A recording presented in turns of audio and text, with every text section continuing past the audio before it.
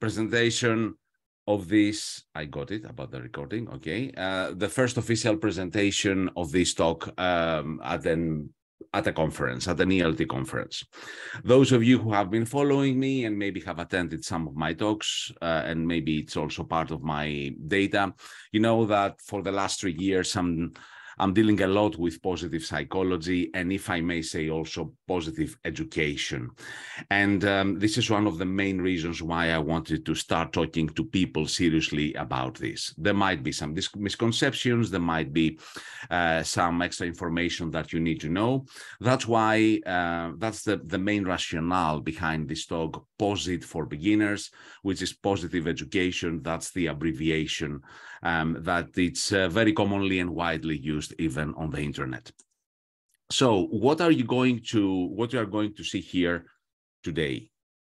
A few things. Let's clarify a few things. First of all, this is going to be an informative talk. You are going to learn about definition. You are going to learn about some ideas, my personal perspective. I will try also to give you some activities regarding positive education.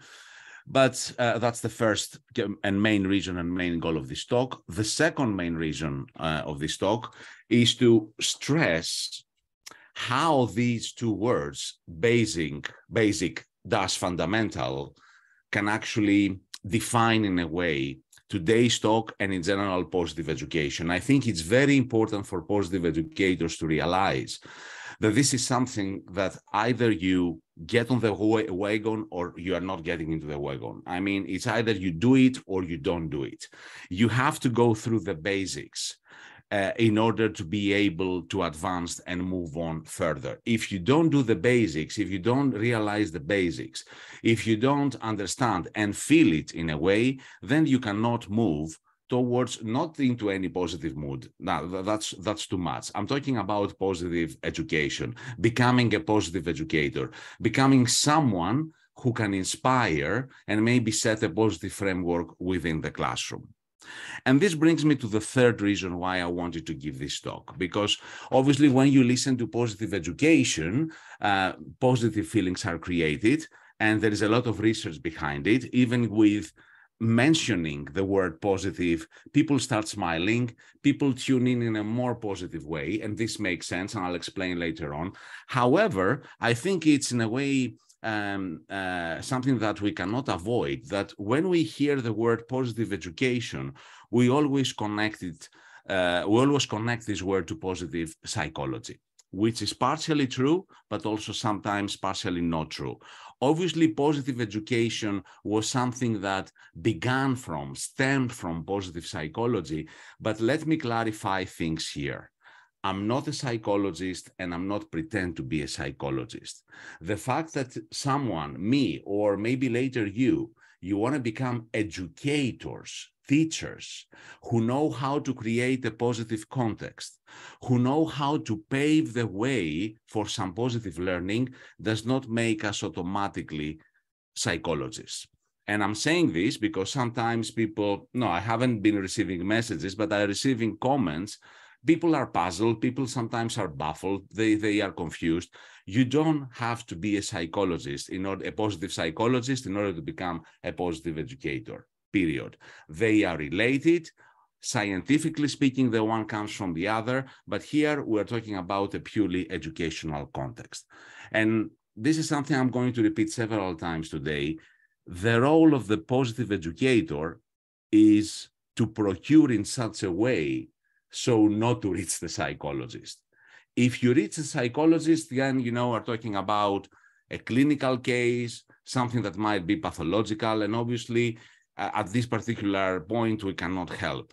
But before reaching that state, before the problem becomes so big, and I'm talking about depression, I'm talking about negative feelings, I'm talking about reluctance to come to school, before reaching this state, that's when the positive educator comes in, maybe to offer some first aid, and maybe, as we have this advantage of positive emotions multiplying, something that we're going to see in a minute, never have this situation occur in our classes.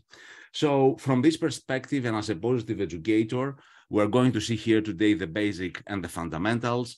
They are related to positive psychology, of course, but I think that they can offer and bring some extra positivity to your classes. And I know that here, some of you may, when they see the slide, that they may get another misconception. However, I will never cease to say, and I will never cease to declare publicly or privately, that this particular idea that may sound a little bit abstract, that may sound a little bit, if I'm allowed to say, hippie-jibby or, part of a cult, has literally changed and transformed my life.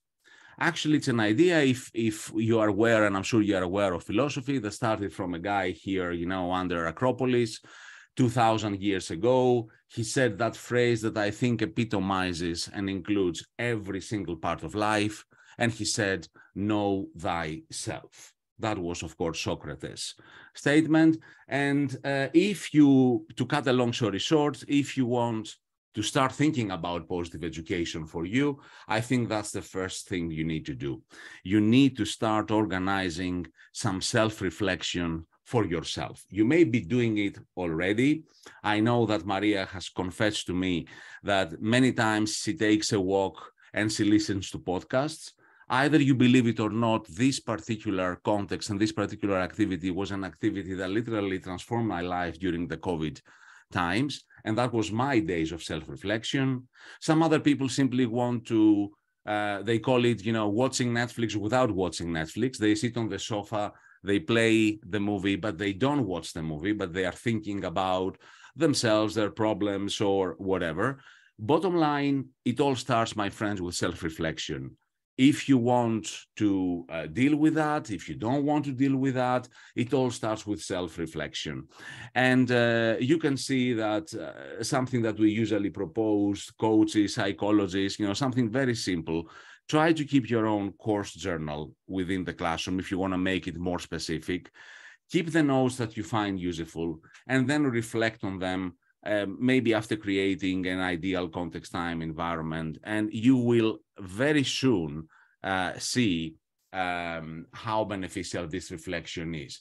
And if there are people that they don't know how to do this, my teachers from the positive psychology, my professors, I have found this diagram very, very useful, because it can serve as a mathematical type for people that I do realize that, because I used to do it. I said, okay, self-reflection. So are you talking about meditation? Are you talking about more serious? Self-reflection is simply finding and spending some time with yourself and maybe following this circle. You can be informed about something. You can start receiving knowledge or direct, yourself towards a path that you like, that you want, reflect on that, introspect, and this circle goes on and on and on. It never stops. And if somebody thinks that this is like a magic pill that you take it and suddenly everything will change, it's not going to happen. It's the practice that here we actually talk about. It's the whole action of doing this that will be beneficial for you. But bottom line, to cut a long story short, again, if you want to deal with positive education, self-reflection is something that you need to go through. Why are you doing this? Do you like doing this? Do you feel that your students will benefit from this? And this process can actually be applied to the rest parts of your life, no matter what these are. But it all starts from here. That's my first principle for beginners. The second one, and it was amazing because even with the self-reflection, people tell me again, sorry, going back, because usually I receive this comment, so should I start to meditate? And I say what I said in the first slide. Meditation is like C1, C2. If you want to reach C1, C2, start with the basics. You don't have to spend money. You don't have to invest in something like complex. Just spend some time per day with yourself, self-reflecting, discussing with yourself, keeping maybe a journal, and it doesn't have to be more than 30 or 40 minutes, or connected to the activity that you like. The second precondition for positive education, and I think, again, this is basic of the basic, has to do with the idea of self-intervention. And it was really amazing because I was, as I started saying before, I have been seeing this sign on the planes. Maria mentioned that I have delivered 1,000 presentations, and I have lost counting actually, because in all these presentations, obviously I had to travel. You know that I'm a very ardent traveler. So I must have seen this particular sign over 1,000 times. And my problem doesn't have to do with semantics. Obviously, we all understand what this means. Put on your own oxygen mask before helping those around you. I feel that there might be, not actually a problem, but something missing from this phrase. And from this phrase, I think what is missing is the sense of the mandatory. What I said in the first slide, the sense that if you won't actually put your own oxygen mask, the second act cannot take place. Here it just sounds like a recommendation, it's grammatically correct, it gets the message across, but the message that if you don't put the mask, you won't be able to help the kid because these two actions are interconnected, is not included in this particular phrase. And this is what brings me to the second precondition. We need to become the embodiment of positive education if we want to transmit this to the kids. That's our oxygen mask, and that's when we will be able to transfer this skill to the classroom. You see, there is something that we vacillate in this presentation, and when we actually talk about these specific notions. It's the academic part, which is very intense, is still very, very well developed, and more articles and research and papers are added to this positive education context, and it's the practical part. And you see here, without this practical part, the academic cannot exist. Don't you ever think that positive education is something that you can parrot? It's something that you can simply lecture. It's something that you can be aware of, but never put in practice. You have first to try this yourself and then try to transmit it to the children around you. If you don't feel positive yourself as a teacher, you can make your students feel positive. And yes, if you think about it, this starts with the self-reflection, as I told you before. Because with the self-reflection, somehow things will be put in order. It may take some time. This will make you feel calmer, and then you will be able to feel positive. It's a gradual, certain, infallible, and in a way, standard process. And I highly recommend that you always keep this sign, because being positive, I think it's a mindset, is a state of mind. And of course, the articles, the papers, and all the academy may become as a proof of that.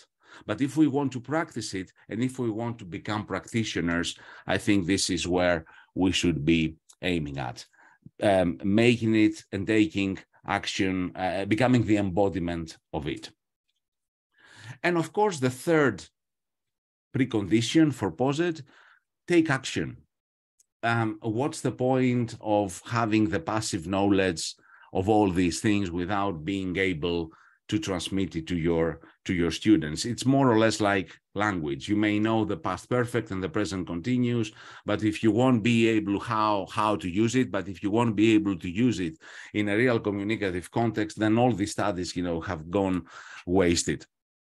So it's not accidental that there were practitioners and the people who listened to the academics regarding positive education, and they were the ones who actually transmitted in an active context by taking action, by making this a reality to schools. So I highly urge you to take action.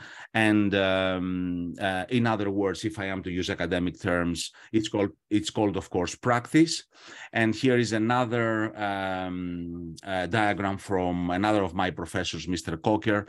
The three pillars of practice. As you can see, you become the embodiment, you keep on training, you keep on learning. That's all about knowledge and practice. This is not only this of course is related to positive psychology, but it's also related to any other a theory, idea, positive education that you want to put in practice. And again, it's something that it never stops. It goes on again and again for the rest of our lives, as long as we want to be educators and claim that we can actually transmit something positive, put this in practice in our schools, in other words.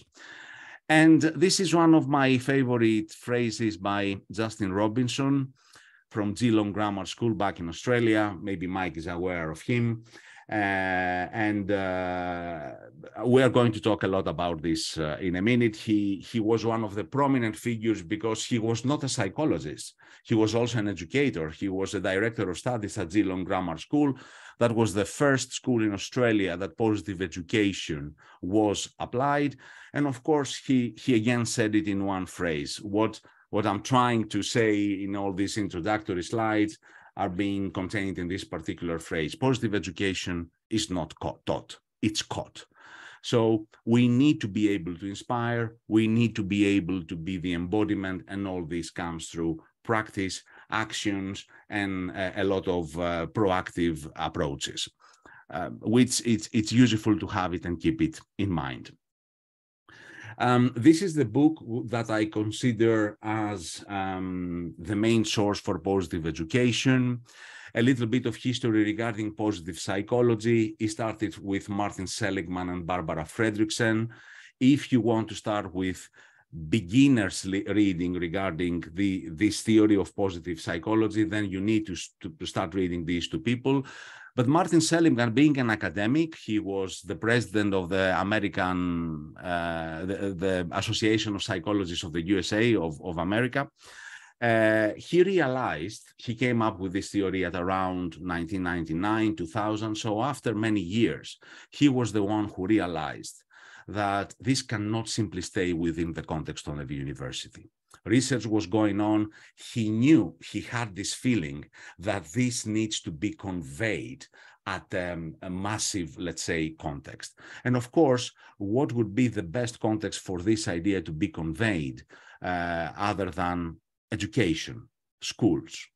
So he got the approval. Actually, he got invited by the Geelong Grammar School. In this particular book, you can find the whole story behind it, all the research, and he went there for 9 months. He stayed there for 9 months as a psychologist, as a counselor. He recruited all the practitioners, all the teachers got along into this context, and he found amazing things. How this school was transformed was something that it was really, really unbelievable. Of course, I have to be 100% fair. This particular school in Australia had a tradition of being a little bit more out of the box, even when it started working. So maybe there was sufficient fertile soil for an idea such like that to blossom. However, this means, and of course they took the initiative to fund Seligman and come down there, but this does not stop the research,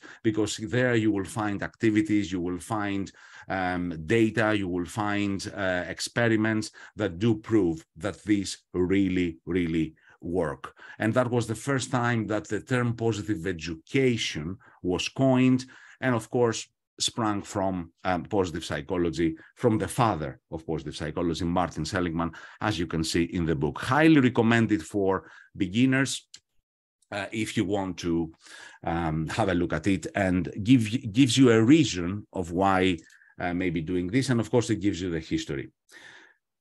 However, apart from the book, I would like to try to give my own why. I'm a very Simon Sinek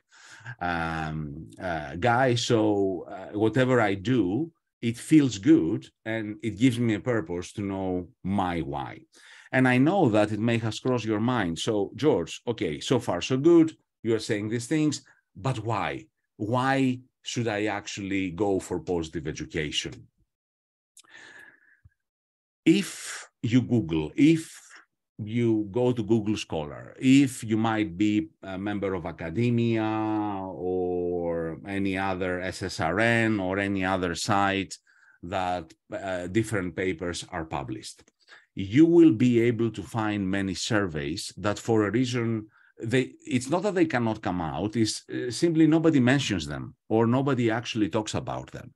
We are talking about hundreds of different surveys that refer to this particular idea: negative feelings in the classrooms. I bet that if I ask you as an assignment after the end of this presentation to write down a journal and a piece of paper, the cases in your classes that you have experienced these negative feelings, I think you can come up with hundreds of different cases. That was something that Curtis Kelly from Japan, the university professor, told me, because he also talks a lot about positive emotions and feelings. And I asked him, at the Teacher's Coffee podcast when he was our guest, why did you do it? And he looked at me and he said, George, I have seen a lot of depression. I have seen a lot of sorrow in my classes. I have seen a lot of complaints. So I don't think that anybody can fool us that right now school is not the more positive context to be. This is one of the most striking surveys and research that I have come across. It might be back from 2018, but it's so detailed that it absolutely leaves no doubt about what is going on. It comes from the American College Health Association, the National College Health Assessment. It's very, very official, and it actually registers the amount of negativity, of negative feelings among college students. There are so many different surveys that refer to primary, to secondary schools. All you need to do is simply, just spend a few moments to look it up. But you can see the higher levels of anxiety that exist. And what is striking about this survey is that exists here, we're talking about data collected from universities like Berkeley, Yale, so many other respected universities in the USA, that you think if the students spend so many resources or make all this effort to get into these universities, what's the point eventually if you have a 25.9% of anxiety, if you have 31.9% of stress, if you have 16.9 rate of depression and 20.2 sleep difficulties, which, by the way, I should be delivering a talk about sleep because it's a very, very undermined topic and it's really pivotal for our lives as well. So where are the positive feelings? You are standing in one of the most well-respected universities in the US. You shouldn't be feeling like that. And I brought another research as well, which is very, very recent. That comes from 2022 and has to do, of course, with the pandemic. Guys, we've been through a lot. And obviously, yeah, we got through. Some of these stories we have shared with our colleagues, everyday stories that may happen in Kozani, in Athens, in Mytilene, in Kilkis, in whatever, but stories that we have experienced. It's almost impossible to think that this hasn't left some kind of mark to our students' hearts and to us as well. And this is back to school COVID-19 post-lockdown classroom activity. And it's very clearly stated that we are talking about negative effects regarding the students' comfort while on campus, in their classroom participation, in their social interactions, in their overall university experience. So if somebody asks why, it's because there is a lot of negativity in the school context and we can feel it. And now the academy and the research comes to prove that. And here, again, from experience, which it's something that, it's so funny how life can actually play these games with us. When I started dealing with positive psychology, I started having glimpses of one of my teachers. The teacher was not a philologist. He was not someone who dealt with language. He was a mathematician. So I used to have a mathematician at the second grade of high school who every time he would enter the class, he would say this phrase: we need to have captatio benevolentiae. Nobody was paying attention. Obviously, nobody had even the faintest idea what that meant. But, you know, the scene and the phrase was stuck on my mind. And funny enough, when I was having this course at the Pandio University, one of my teachers there, one of my professors, did repeat this particular phrase. Now, apart from Antigone, who may knows it, and I don't want any spoilers, does anybody else know what this phrase means and who said it? I have the chat open. Any Latin speakers here? Captatio, bravo, Tanya, thank you. It was said by Cicero. Does anybody know what it means?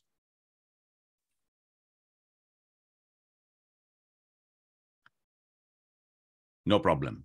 Not exactly, but captatio must have something. I mean, benevolentes seems like something to do with positive, obviously. And then I'm confused about captatio, but it might be something like attention, being, you know, trying to find, being, looking for. I'm confused about that. I'm not clear. Thank you, Maria. Yeah, you are very close. Captatio comes from capture.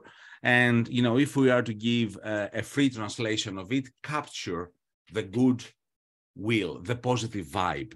And as Tanya pointed out, yes, it was one of Cicero's sayings, and it was one of the Cicero's basic principles regarding, and is considered as the pillar of oratory. So it was used by this teacher to convey the message that everything is in the beginning. If we won't catch this positive vibe before we get into the classroom, which comes again with the embodiment, with the self-reflection, if we are not prepared and procure for ourselves, then positivity will never, ever happen. Is what Maria used to post today on Facebook. I'm preparing and getting into a positive mood, and I'm going, you know, a walk with my dog. Captatio benevolentiae is essential. It's capturing the goodwill of the audience at the beginning of a speech or appeal. And if you don't think that every day we don't give speeches, lectures, or appeals, then, you know, maybe we have a completely different conception of what this job is all about.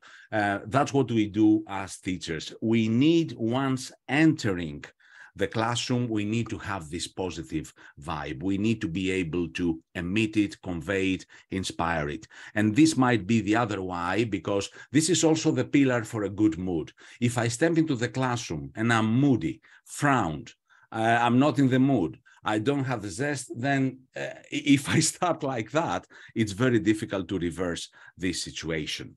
So, yeah, I think this might be another reason, the captatio benevolentiae, why the teacher should have positive education before entering the classroom. And I have another quiz for you that you may know it already, but I would like any of you at the chat, in order to continue processing the whys for positive education, to try to answer this question. Which are the 2 days in the whole world that are days off for everyone, and you are not allowed to do anything at all? Antigone knows it, I know. She won't give any spoilers. But what about the rest of you? Which are these days off that you are not allowed to do anything at all? And it applies to the whole world. Not Christmas holidays, not Easter holidays, not even the 1st of May. Any ideas?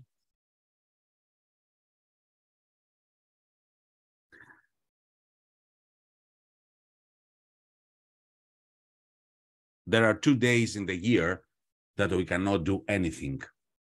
Yesterday and tomorrow, by Mahatma Gandhi. And why I started with, again, this quote, because I think that's, and this of course comes again from articles and from research, another great gift and another reason why we should go for positive psychology and of course positive education, because it focuses on the present moment. It focuses on now. It makes us focus on the moment, one way or another. The past is gone. The future is not here yet, but the present is a gift. And I know that this particular phrase has been abused, but so many other cheap philosophers or, posts on Facebook that sometimes I post as well, but it's the truth. And right now, science comes to prove this. If you focus on positivity, you cannot focus on the past or the future. You may have a more optimistic view of the future, but your main focus is on the present, because what is happening regarding positivity is right here, right now. And this is an amazing gift, and I would say an amazing idea to train your students, even sometimes subconsciously. Some of the activities that I actually propose for educators is, instead of thinking and having this anxiety of what is going to happen at the test, at the exams, or after they graduate, ask them to focus on their studies now so as to reap the rewards later on. Tell them to forget about the future, because the way to control the future is what you do now. So again, we have this interconnection. Savoring. This is an idea that comes from Dr. Barbara Santos. She has an amazing podcast called The Happiness Lab. She's one of the leading figures at the University of Yale regarding psychology. And she stressed many times in one of her episodes this idea of savoring. This idea, which I find very closely connected to self-reflection. Just stop for a minute and enjoy. Think of what you have accomplished as a student and as a teacher. Think of where we are going. Just stop and think for a moment and enjoy the moment. We may have to remind to our students sometimes, because obviously they forget.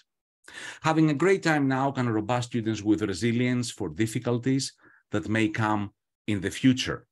That's also another important idea, okay, that we will see in a minute. The fact that you are sitting here and they're having a great time, this will give you all the resources for what is going to follow. We'll get to that in a minute as well.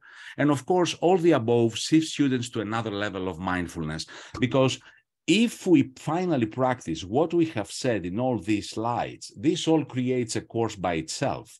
This all creates a process by itself.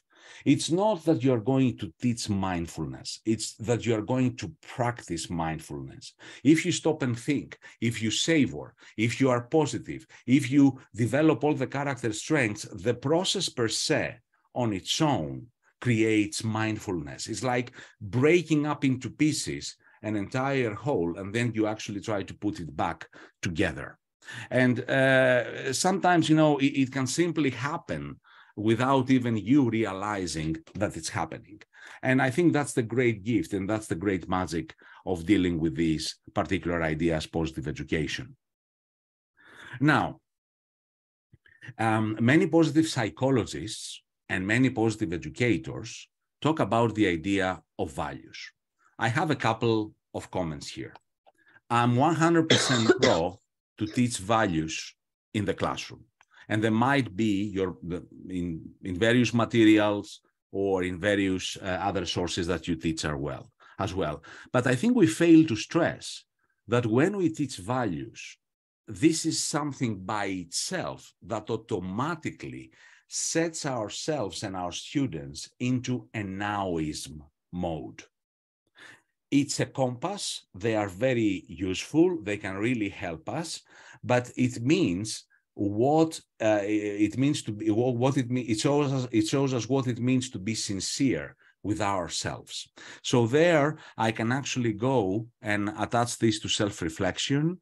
The values are personal. What might be a value for me might not be a value for you. But if we choose our value from the same pool, then we are all in a good, positive mood. And as I said, this process leads me to the second statement about values.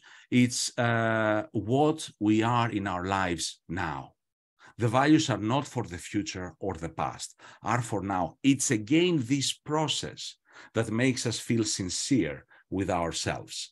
And here are the two misconceptions and the traps that many students fall. It's not about what we would like to become, because sometimes if we question it through a self-reflection, it might be something different. It's not what we think we should be. It's now, and it's tangible. We see it, we experience it, students and teachers together. And I think this process is simply wonderful, and it can reap many rewards if a positive educator practices it every day. The positive educator simply should either show the students all the paths of different values, or simply help the students find their own values. To my mind, both of these approaches and both of these tactics are more than acceptable. And this is something that we should all be practicing in our classes. But I have more on this idea of values, and this time I will shift from the academic and the philosophical, and I will give you a quote from John Lennon. When I went to school, they asked me what I wanted to be when I grew up. I wrote down happy. They told me I didn't understand the assignment, and I told them they didn't understand life. By the way, I want to be 100% honest. There is some dispute on the internet that people don't know if actually John Lennon ever said that, but honestly, I don't care, because this is a very, very thought-provoking statement. And this, once I read it, made me think of something else. And I'm going to talk from experience, and maybe you can identify with me. I'm 50 years old, so I belong to this generation that it was raised by my wonderful parents. I have a great relationship with them, and I owe them everything. But my parents, maybe because they were indoctrinated with different values, they kept on telling me, George, you want success? You want to become successful? Then you should actually study, find a good job, get some money, find a nice lady, make family, make children. These were their values. And my father used to say that all these will make you happy. I don't know if you identify with that or if you were raised with these very same values, but you know, that's what actually happened with me. I was taught that if I go through this process, studies, money, job, profession, family, that I would be happy. I am, okay? And these are great things, but you know, it cannot actually work for everyone, because now my kids come and say exactly what John Lennon said before. Dad, I don't want money. It's not about the money. It's not about, you know, I want to find my own happiness. They bring me back, this new generation. My kids brought me back to land to this idea. You need to be happy first in order to be successful then. And think about it. If you struggle, if you are moody, if you are constantly in an anxious anxiety state, to achieve these values in order to be happy, there might be a moment that you won't. There might be a moment that you will reach and you will have obtained all these goals, but without being happy. You need first to be happy in order to become successful. And this is exactly what we want. We want happier students. We want happier teachers. And that's how success comes to find us, our own personal success. In other words, achieving success and values won't make you necessarily happy, but you need to have happiness and values so to achieve success. And if some of you want a more scientific approach to that, I know that maybe you have seen so many different times in so many different conferences, and even you may have attended talks that they talk about Bloom's taxonomy. It was a revolutionary back then idea, notion, research, context. And of course, it had to do all with the cognitive domain. In other words, how we can learn better. But somehow, while we were all cheering and saying, wow, this is wonderful, and this is exactly how we learn, then came Maslow. And of course, maybe Maslow existed before Bloom, but he started becoming very popular recently, not accidentally maybe, and he started talking, guys, in order to be able to have an optimal cognitive state, you need to have achieved your basic needs first. So for those of you who want maybe an academic interpretation of all these, right now maybe psychology, science, academy comes and tell us that this is the other way around, that in order to achieve Bloom, you need to have Maslow. And if you think about it, and if you read these texts, we're talking about psychological needs, the basic safety needs, personal security, love and belonging, friendship, intimacy, family, esteem, respect, self-esteem, self-actualization, all of them, if you think about it, they are positive emotions. So maybe, yes, I first need to be happy, and then I need to be a good student, and then I need to achieve my goals. Sorry, I'm getting out of time, but I'm going to, I'm approaching towards the end. Dusty Robinson, I'm going to sum it up. Regarding positive education, he says, first of all, it's a proactive approach. As I said, you need to become the embodiment. You need to take action. This is not a spectator sport. You need to play. You need to be there in the soup, into the actual context and do things. It's a whole school approach. Actually, what amazed me is that Geelong Grammar School, everyone was part of this context, starting from the janitor up to the principal. The parents were receiving constant training on that. The teachers, of course, were receiving constant training, and they have become a great, big, positive family. So it's not about having just someone to come in there and start lecturing about positive education. It's an evidence-based approach, which means that any finding is more than welcome.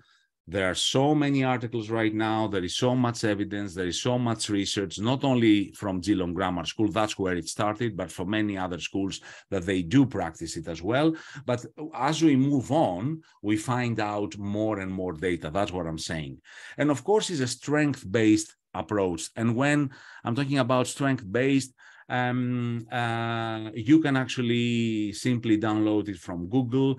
This is the circle of the character strengths by Betterson and Seligman. We have 7 different virtues: courage, wisdom and knowledge, humanity, justice, temperance and transcendence. And the strengths within each one of these virtues, they help us expand. Let me put it simply. Any of these that you may practice in your class, either through an activity or through any other context, it's good. It's good, it's positive, and you start into the path of positive education. However, within this circle, you will see, for example, love, kindness, teamwork, humility, prudence, forgiveness, some of them. And some others that show me in a way that I don't have to be an academic. I don't have to be a psychologist. I don't have to study tons of books in order to be kind. I don't have, to be someone who is sophisticated or intellectual in order to love my job and be zestful about it. I don't have to be an academic in order, to inspire teamwork and respect in my classes. So you see that what I love about this field is that, interrelates the academy with the actual life in a way. And it brings back the connection and the strength and the proof that, this can happen. And let's all try to become better, even in our classes. First in our lives and then in our classes.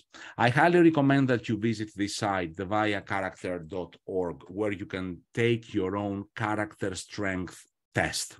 This is a test which is 100% verified. It's, of course, free, and you can actually find your own 2 major character strengths. But once you do this, because this may take you something like 20, even 15 minutes, sometimes even half an hour, if you have to think about the questions, I want you to start self-reflecting on these. Talk to us about your 2 most dominant strengths. Do you agree with the test results? Do you think you can try to develop more strengths? This is something that you can try with your students. So to start with a beginner's activity for positive education. And this is, the activity that I usually give, which is you can actually take the screenshot, you elaborate more on this idea. You discuss, you reflect, you try to promote the strength via short presentation to your classes.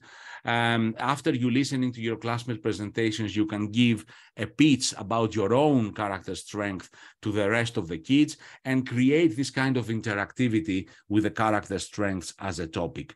This particular circle does provide a very safe context, my friends. And if I had time, I would give you more activities. There are selected activities from books that I have found that they do promote these ideas.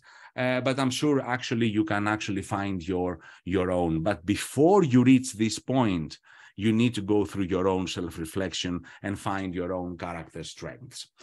Something else which is important is that positive is not about being happy all the time and not avoid negative emotions. This is another misconception. You need to get the full range of emotion. That's exactly what positive education and positive psychology is. It's not about securing a child away from failure and adversity. On the contrary, it procures, it robusts, it actually caters for these particular negative feelings. So when they come again, you can actually face them in safety. Is what another professor of mine used to say: when you go to the psychologist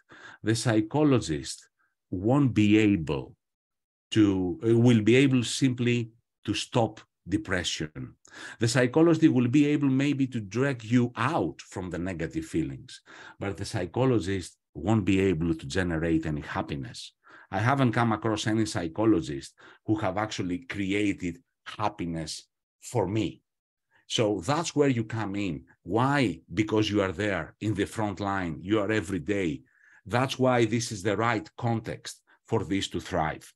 And of course, it's not a one-size-fits-all approach. What may work for Geelong Grammar School may not work for a language school in Kozani. What work, for particular people may not work for other people. That's why we move on, and we have all been part of this trip.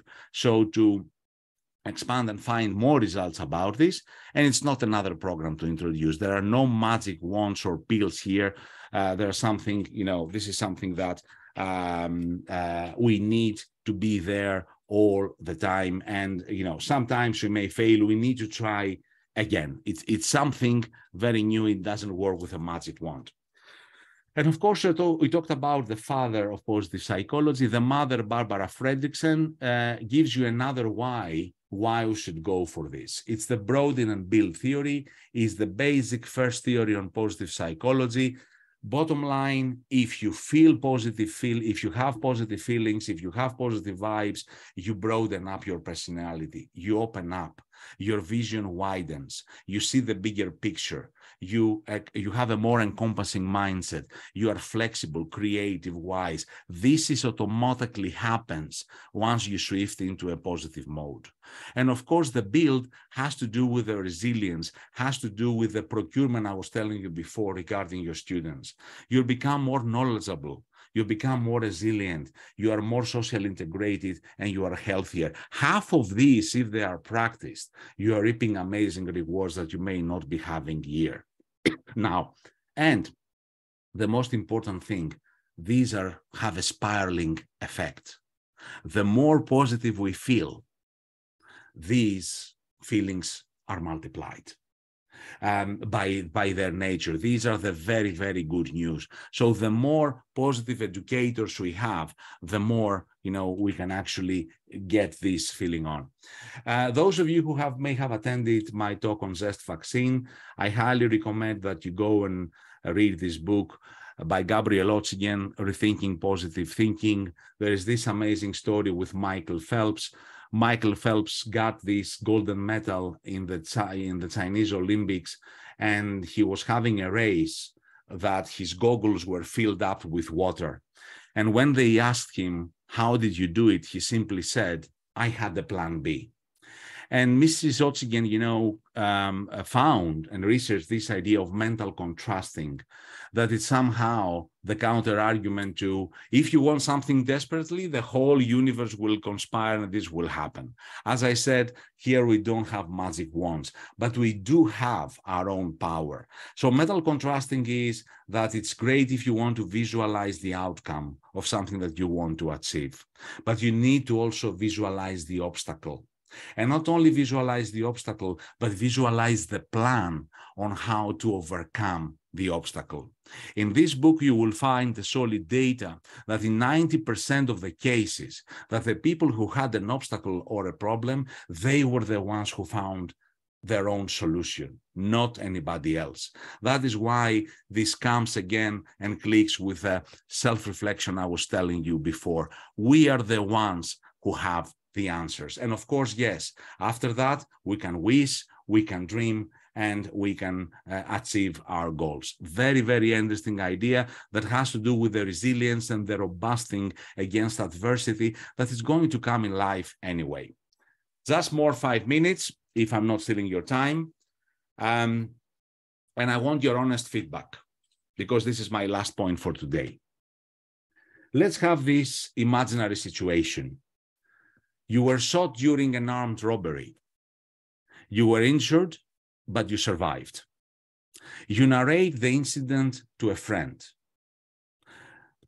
How do you describe yourself to him or to her? Do you feel lucky or unlucky? I want your honest feedback in the chat. Thank you, Mike. Lucky that I survived. Thank you. You can say there is no right or wrong answer here. Okay, Maria, definitely lucky. Thank you. Anybody else? Lucky, lucky, lucky. Okay.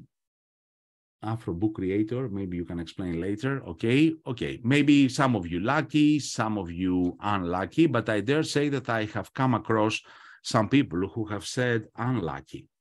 But if we are to analyze this situation, let me point out the following. The first phrase is a fact. A robbery happened. The second phrase is again a fact. You were injured, but you survived. The third phrase is your personal perspective, is your own narrative. And I think that what is really, really important here is that if we want to get into a positive education mode, actually this is part one of the strengths, perspective, is we need to have the power of changing our perspective. This is an amazing experiment that has to do with the effects of the placebo effect. There were a certain group of hotel maids in the US that they could not lose weight. They were overweight and they were trying to lose as much weight as possible, but this process yielded no results.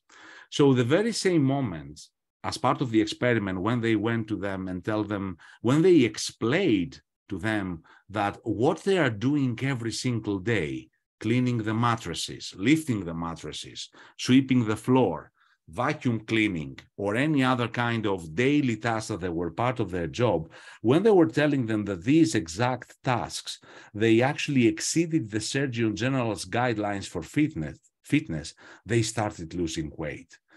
Their routine didn't change. They did exactly the same things that they used to do before they tried to lose weight, in a non-successful way. But now, when they changed their perspective, when they changed, the narrative that they were saying about what was happening to them every day, they started losing weight. They started, reaping the rewards of their own mindset.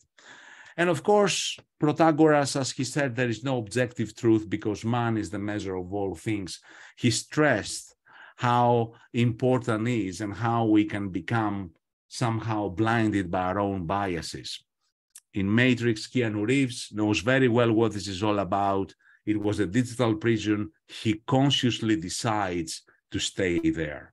Or in 1984, Richard Burton, the policeman is torturing John Hart to make him believe that whatever the party says is the right thing. And John Hart knows that if he yields into this context of accepting what is being dictated to him, there is no way, there's no comeback from that. So we have this power of our beliefs forming our expectations and our biases as well. And I wouldn't like this to be part in any positive education class or context. This is exactly what may be stopping teachers or students for becoming better. And I want you to have this as, the last message for today. This, of course, was said by one of my professors. He was not the first one who may have said that, of course, but it was very spot on. That's why I put it here. Our beliefs are forming our expectations. The narrative that you say to yourself about your incident is how you actually perceive it. It may not be, the only perspective of reality, and may be stopping you from doing other things. And of course, that's when this saying by Immanuel Kant started making sense. And I would highly recommend, as Carol Dweck says, share these stories with your students. Tell them about Kant. Tell them about dare to know. What is dare to know? It's actually a personal risk. It's risking the possibility that what you want and what is true are different things. Do you have the courage to face this as a teacher, as a student? And this brings me also to what other teachers say to me. Always try to find the counter argument. Always try to find what is different to your perspective from another perspective. And this process is what actually makes you find your own way. And this process is what is going to make you feel more open-minded, broader horizon, and of course, why not, yes, discover positivity as well. Here are some suggested perspective activities that you can practice either in school or in your life. Of course, a lot of critical thinking has been mentioned in several other conferences, and this can also be part of our own classes, of our English language classes. It definitely promotes perspective as well. And I talked to you about the character strengths, another model by Martin Seligman, that if you want to find more journals, more theory about a lot of activities, is the PERMA model, which is more about well-being. But as I said before, my friends, this is just an introductory talk. That was just an introductory talk. The path is very big. It's very long.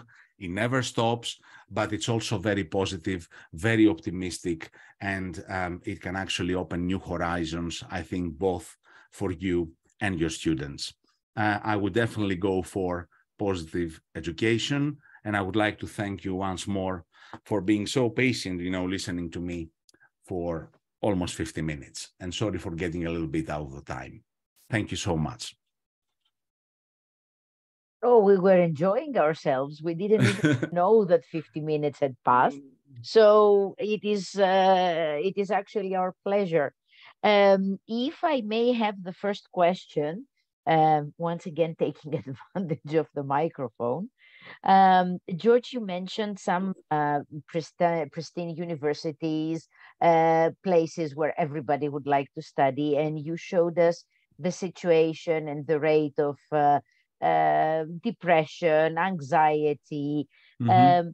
Might this be caused because these universities foster a kind of competitive atmosphere, and okay, you made it there, but you're as good as your next role, not your previous one.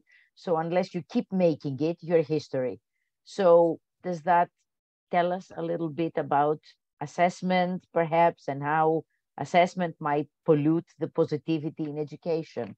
Just Maria, thank you very much for this question. My answer is yes, but I'm very happy because what you have just done is what I would like with all of you to happen. You can start now thinking about other reasons that these negative feelings may be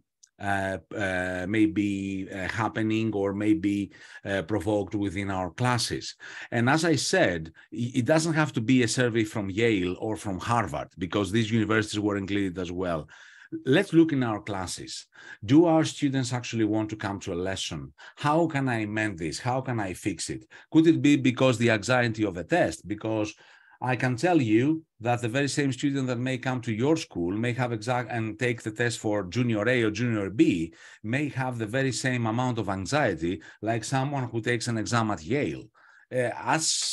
From the very same moment that you're talking about.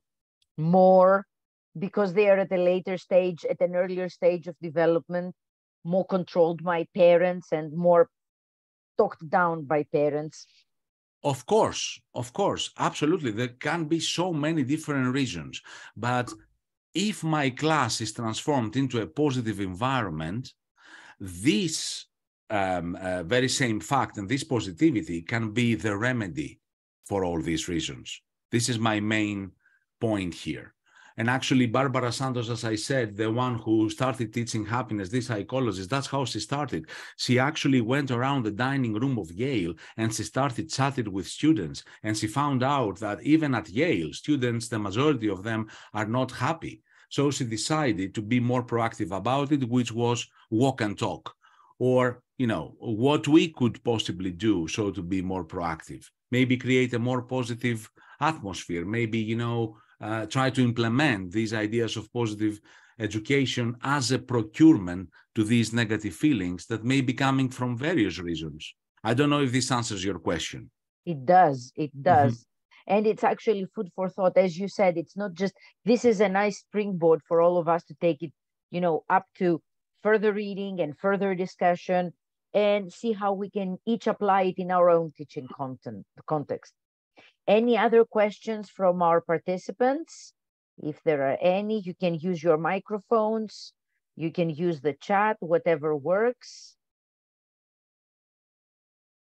If there are no other questions, let's move over to Antigone, who is going to be doing the officiating the Vasilopita cutting. I can be very, very formal. Okay. Can I share my screen? Of course you can. Let me give you, yes, I think you can. Okay, yes, I can. Okay, great.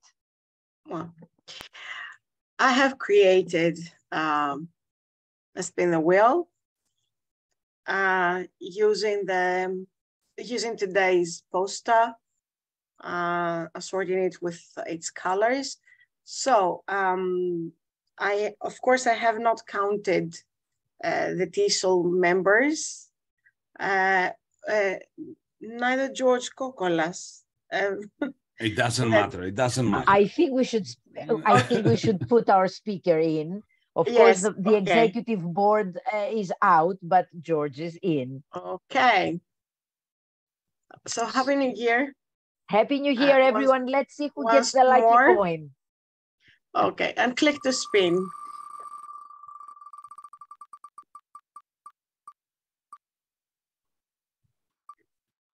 And it is Peña. Peña, you are our lucky coin winner. Yes. Peña, if you can switch on your camera so that we can see. We can see you. Thank you. Thank you so much. Peña. Happy New Year. All the best to you and to your school. And when we meet at IP, we will have 2 sessions. On the 19th of March, there will be a stand, and we will also hold our AGM. There will be coffee, cookies, and we will get to talk about the next steps of our association. So join us. Yes. Thank you so much for joining. Thank you, George, for this amazing first session of 2023. Thank you, George. Thank you, everyone. Ed Puzzle and help me out, forgot the name. Rachel Palin are coming up. Yes, in the following 2 sessions. We'll keep you posted. Hi, doggies. Hi, Margarita. And of course, we'll share the recording once it's ready. Thank you so much. Bye-bye, everyone. Thank you. Bye-bye. Have a lovely Sunday. Bye-bye. Don't forget to send in your call for papers. We want to have as many of you on our program as we can. Bye-bye. Bye-bye. Bye-bye. Bye-bye.